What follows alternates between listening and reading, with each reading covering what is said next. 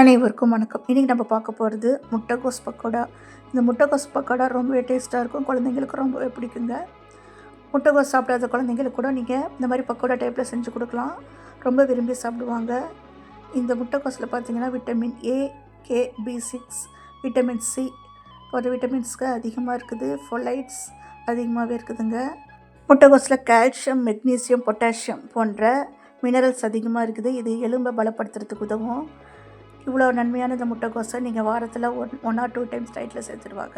இது எப்படி செய்யலான்னு பார்க்கலாம். 1/4 கிலோ முட்டைகோஸ், 2 பெரிய வெங்காயத்தை ஸ்லைஸாக கட் பண்ணிக்கலாம். 4 பச்சை மிளகாய் பொடியை நறுக்கிக்கோங்க. 10லேருந்து 15 முந்திரி பருப்பை கட் பண்ணி சேர்த்துக்கலாம். 1 டீஸ்பூன் இஞ்சி பூண்டு பேஸ்ட், 1 டீஸ்பூன் மிளகாய்த்தூள், 1/2 டீஸ்பூன் கரம் மசாலா, 1/2 டீஸ்பூன் மல்லித்தூள் சேர்த்துட்டு நல்லா கலந்து விடுங்க. 1/2 கப் கடலை மாவு, 1/4 கப் அரிசி மாவு, இதுக்கு தேவையான அளவுக்கு உப்பு சேர்த்துட்டு எண்ணெய் ஒரு பக்கம் ஹீட் பண்ணுங்கள். 2 டேபிள் ஸ்பூன் எண்ணெய் சேர்த்துக்கோங்க. ஹீட் பண்ண எண்ணெய் சேர்த்துக்கலாம். 1/2 டீஸ்பூன் பேக்கிங் சோடா சேர்த்துட்டு எண்ணெய் கொஞ்சம் ஆறட்டும், கலந்து விட்டுடலாம். இதில் பெருங்காய தண்ணி நான் சேர்த்துருக்குறேங்க. உங்கள்கிட்ட பவுட்ரு டைப்பில் இருந்தால் அப்படியே சேர்த்துக்கலாம். சேர்த்துட்டு நீங்கள் எண்ணெயை நல்லா ஹீட் பண்ணிவிட்டு கொஞ்சம் கொஞ்சமாக அப்படியே பக்கோடாக்கு கிள்ளி போடுற மாதிரி கிள்ளி போடுங்க. போட்டுட்டு அதை டிஸ்டர்ப் பண்ணாதீங்க. ஒரு 3 மினிட்ஸ் மீடியம் ஃப்ளேமில் இருக்கட்டும்.